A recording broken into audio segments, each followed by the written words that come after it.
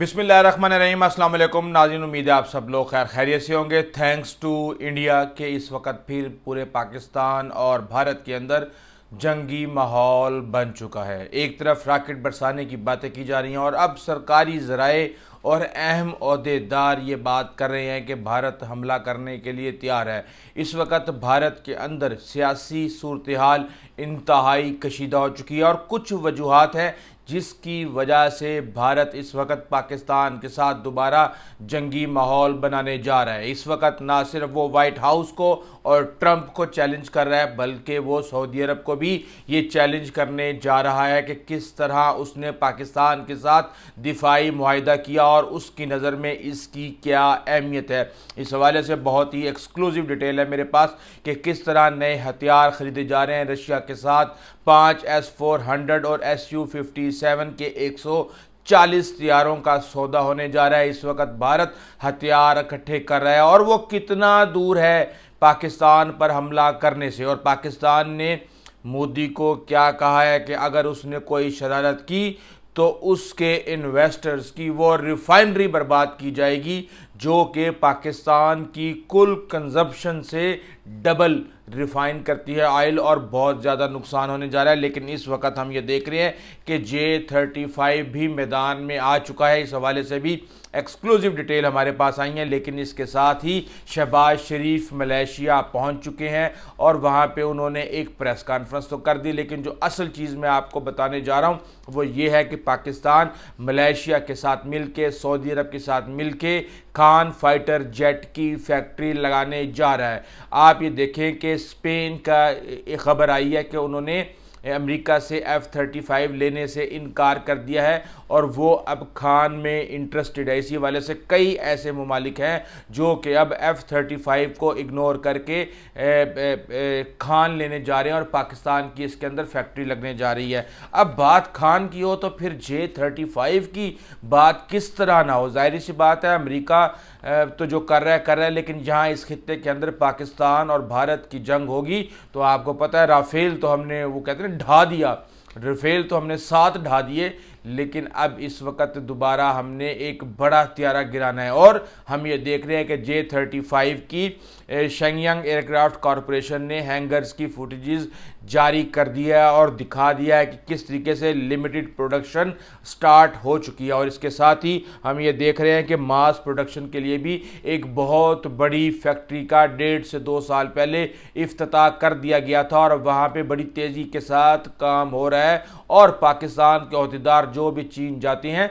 वहाँ पे बशमूल आसिफ अली जरदारी, उनको वहाँ का दौरा करवाया जाता है और उनको जदीद जहाज़ दिखा के दुनिया को पैगाम दिया जाता है। तो ये पैगाम किसको दिया जा रहा है? ये पैगाम दिया जा रहा है भारत को। तो अब भारत भी पाकिस्तान को पैगाम देने के लिए तैयार हो चुका है और अब हमारे पास जो खबर आई है उसके मुताबिक पुतिन अगले 60 दिन में भारत का दौरा करने जा रहे हैं और बहुत बड़ी बड़ी दिफाई डील्स होने जा रही हैं। एक तो आपको पता है कि इन्होंने S-400 की डील की थी, 5 S-400 की, शायद वो $6 बिलियन की थी। उनमें इनको अभी तक 2 मिले, 3 इनको मिलने हैं और उन 2 को भी हमें एक तो मुसद्दिका तौर पे हमने तबाह कर दिया है। लेकिन भारत 5 और ख़रीदने जा रहा है और इसके साथ ही हमें देख रहे हैं कि Su-57 का। अच्छा, अब इसके अंदर बड़ी इंटरेस्टिंग चीज़ ये है कि 3 तो डायरेक्ट ख़रीदे जाएंगे जो S-400 हैं और वो डायरेक्ट डिलीवरी हो जाएगी, लेकिन जो 2 हैं वो ट्रांसफ़र ऑफ टेक्नोलॉजी के तहत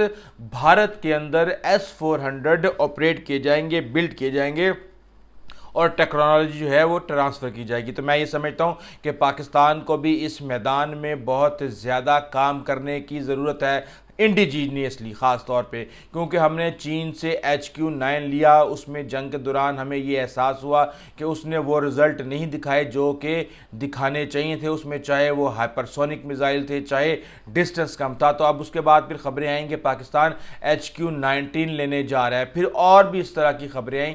लेकिन मैं ये समझता हूँ कि पाकिस्तान को दिफा के हवाले से यकीनी तौर पर फैसले हो चुके होंगे और काम भी डल चुका होगा और एकदम से सरप्राइज़ दिया जाएगा। लेकिन इस इसके साथ ही हम ये देख रहे हैं कि Su-57 भी भारत लेने जा रहा है और Su-57 जो लेगा वो भी ट्रांसफ़र ऑफ टेक्नोलॉजी के तहत लेगा। इस वक्त 27 5th generation fighter jet Su-57 की इन्वेंट्री रशिया के पास मौजूद है। लेकिन जिस तरह ये सारी की सारी चीज़ें प्लान हो रही हैं, इसका मतलब यह है कि ये दिल्ली दूरत एम का भी बना रहा है इस वक्त इंडिया। लेकिन हम ये देख रहे हैं कि 29 तैयारे उनके पास सिंगल सीटर मौजूद हैं। अब भारत को चाहिए डबल सीटर और उसके अंदर उसको फौरी तौर पे चाहिए। तो अगर ये 29 तैयारे भारत को दे दिए जाएंगे तो रशिया खुद क्या करेगा और वो खुद अपने दिफा के लिए किस तरह गुजारा करेगा। तो अब कहा जा रहा है कि वो नए तैयारे तैयार किए जाएंगे। डबल सीटर्स की ज़्यादा डिमांड है, ट्रेनिंग के तैयारे भी हैं और उसके अंदर कुछ अल्ट्रेशन चाहता है इंडिया ताकि अपना रडार लगा सके, अपने मिसाइल्स को इंटीग्रेट कर सके या दीगर चीज़ों को कर सके। तो इसलिए आप ये समझ लें कि ये मुआहिदा भी अब आज होगा तो ये समझ लें कि 2 साल 3 साल 4 साल कम से कम अरसा इसको लगेगा। जबकि पाकिस्तान को 2026 में कहा जा रहा है कि J-35 की डिलीवरियां मिल सकती हैं। और इसके साथ ही जो बड़ी खबर मैंने आपको सुनानी है वो ये है कि भारत के अंदर इस वक्त दोबारा जंगी माहौल बन चुका है। बिहार का इलेक्शन आ चुका है। सरक्रीक से लेके कश्मीर तक महाज गर्म करने की बातें की जा रही हैं। भारत दोबारा मिसाइल हमला कर सकता है, खास नज़र रखना होगी, ये कहना है साबिक कौमी सलामती के मशीर जनरल नासिर रिटायर्ड जंजुआ का। इसके साथ ही ख्वाजा आसिफ ये कह रहे हैं कि भारत की तरफ से एडवेंचर को खारिज अज़-इम्कान करार नहीं दिया जा सकता और भारत के अंदर इस तरह का माहौल बनाया जा रहा है कि पाकिस्तान मिन्नतें तरले कर रहा है। वाइट हाउस बार बार इसलिए जा रहा है कि हमें भारत से बचा लो। और अब जो सऊदी अरब के साथ दिफाई मुआहिदा किया गया है उसकी भी यही कोशिश है कि किसी भी तरीके से सऊदी अरब भारत से पाकिस्तान को बचा ले। लेकिन अब पाकिस्तान बचने वाला नहीं है तो पाकिस्तान ने भी मुंह तोड़ जवाब दे दिया, अब आपको पता है। लेकिन इसके साथ ही एक ओपिनियन और भी बिल्ड की जा रही है। बैक वक्त दो ओपिनियन बिल्ड करने का सहरा भारत और गोदी मीडिया को ही जा सकता है, क्योंकि दो अपोजिट चीज़ों को बिल्ड करना बहुत ही मुश्किल काम होता है। अब वहाँ पे ये कहा जा रहा है कि जनाब देखें, वो जो ट्रंप का एडवाइज़र था उसने ये कहा था कि तेल लेना बंद कर दो, तो तेल नहीं खरीद रहे। और अब जब वो तेल रशिया से ख़रीदे जा रहे हैं तो अब वहाँ पे जो या बड़ी बड़ी रिफाइनरीज हैं अंबानी और एडानी की, तो ये बरहमन्स मुस्तफ़ीद हो रही है। ये ट्रंप के एडवाइज़र्स का बयान है तो इसको चलाया जाता है। उसके साथ ये कहा जाता है कि सऊदी अरब का ये मुफाद है कि सऊदी अरब से तेल कम लिया जा रहा है, अगर वहाँ से तेल लेना छोड़ देंगे तो फिर सऊदी अरब से तेल मज़ीद लिया जाएगा। हालांकि दूसरा बड़ा बायर है भारत इस वक्त सऊदी अरब के तेल का। और इसके साथ ही उनको कहा जा रहा है कि अमेरिका के ये मुफादात हैं कि इनकी रिफाइनरियों को उड़ा दें। और पाकिस्तान की तरफ से जो मुबैना खबरें आ रही हैं कि पाकिस्तान ने कहा है कि अब जहां मिलिट्री पर अटैक्स होंगे वहां जामनगर रिफाइनरी भी निशाने पे होगी। अब जब जामनगर रिफाइनरी कहाँ है, ये बिल्कुल सरक्रीक के साथ है, इसीलिए सरक्रीक के हवाले से बयानात भी आना शुरू हो गए हैं। सिक्योरिटी भी सख्त करना शुरू कर दी है।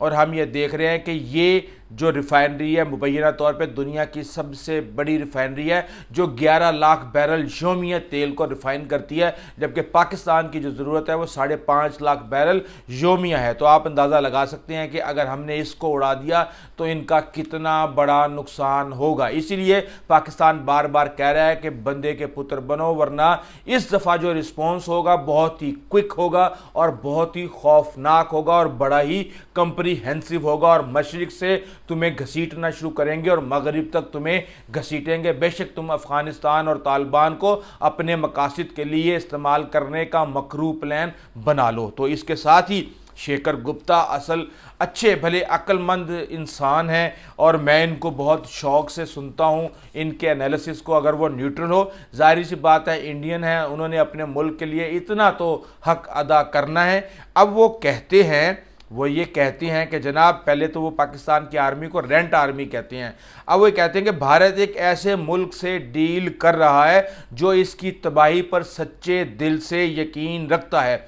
चीन उसके साथ खड़ा हुआ है और उसके पास एक अफवाज है जो अरब रेंट पर ले सकते हैं।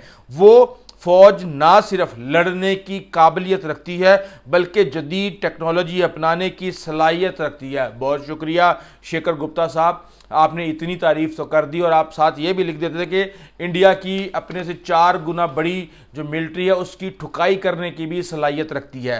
तो पाकिस्तान अब्राहम अकॉर्ड साइन करेगा इससे बहुत पहले, या अब्राहम अकॉर्ड या इस जैसी कोई डील इससे पहले कि भारत इसराइल से पीस कायम करके कोई उसके लिए मुश्किल पैदा कर दे, ऐसे मुल्क का व्हाइट हाउस की लिस्ट में शामिल होना, यानी दी डिस्टेबलाइजर फॉर इंडिया, यानी ऐसे मुल्क का व्हाइट हाउस की लिस्ट में, उनकी फेवरेट लिस्ट में शामिल होना भारत के लिए एक बड़ी तबाही का पेश खेमा बन सकता है। तो अब इनको बात यह है कि समझ नहीं आ रही कि अपनी शर्मिंदगी को कैसे मिटाना है। कभी वो उसको साजिश बना देते हैं, कभी वो उसको पाकिस्तान की मिन्नतें तरले बना देते हैं, कभी वो उसको अमेरिकी मुफाद बना देती है। लेकिन इस वक्त हकीकत यह है कि भारत और अमेरिका के ताल्लुकात हमेशा के लिए तबाह हो चुके हैं। और हमारे ऊपर जो ये रेंट आर्मी का इल्ज़ाम लगाते हैं, हम एक मुआशरे में रहते हैं, थोड़ा सा इंसान को न्यूट्रल होके नेचुरल थिंकिंग को सोचना चाहिए। हम एक मुआशरे में रहते हैं, जाके किसी दुकान से कोई सौदा लेते हैं, किसी से टैक्सी लेते हैं, किसी से कोई और काम करवाते हैं, मजदूर को घर बुलाते हैं तो उसकी कीमत अदा की जाती है। भाईचारे का रिश्ता बिल्कुल अपनी जगह, उसमें यह होता है कि आप दिल खोल के डील करते हैं। लेकिन बात यह है कि जब हम कोई सर्विसेज देंगे तो उसके बदले में कोई ना कोई मुफाद तो लेंगे। उसको आप बार्टर सिस्टम कह लें, उसको आप रेंट कह लें, उसको आप जो मर्जी कह लें, इससे पाकिस्तान को फर्क नहीं पड़ता। और जहां तक पाकिस्तान को डिस्टेबलाइजर कहने की बात है, तो डिस्टेबलाइजर कौन है? ऑपरेशन संदूर कौन शुरू करता है? जाली पहलगाम हमले कौन करता है? अपने मुल्क के अंदर सियासत और फौज को जो है अपनी सियासत के लिए इस्तेमाल किया जाता है, जंगों का माहौल पैदा करने के लिए इस्तेमाल किया जाता है। तो ये कहानियां जो हैं ये आप अपने पास ही रखें। लेकिन बात यह है कि भारत और अमेरिका के जो ताल्लुकात है, लोग बड़ी बातें करते हैं कि नहीं जी नहीं, ये खराब नहीं हो सकते। ट्रंप खुद कहते हैं कि ये खराब नहीं हो सकते। लेकिन जो मुल्कों के ताल्लुकात हैं वो 4, 5, 6, 8 सालों के लिए तो बड़े आराम से ख़राब हो सकते हैं। और इस वक्त जब तक ट्रंप मौजूद हैं, भारत और अमेरिका के ताल्लुकात ख़राब हो चुके हैं। और ऐसे वक्त में जबकि ना वो तेल लेना छोड़ रहा और ना ही हथियार ख़रीदना, बल्कि उसकी जो ख़रीद है उसको मज़ीद बढ़ा देना, तो आप ये समझ लें कि अभी उनकी तरफ से कहानी पैक है। और पाकिस्तान और अमेरिका ही अब साउथ एशिया के अंदर अगले 4-5 साल अपनी प्लानिंग को मंतकी इंजाम तक पहुंचाएंगे। लेकिन आपको एक बात मैं जाते जाते बताता जाऊं कि जब गीदड़ की मौत आती है तो वो शहर की तरफ भागता है, और जब भारत की मौत आती है तो वो पाकिस्तान की तरफ भागता है। तो काम दोबारा शुरू हो चुका है। Stay tuned. और अगर आपने अभी तक चैनल को सब्सक्राइब नहीं किया तो जरूर कीजिएगा। Until the next time, Allah Hafiz.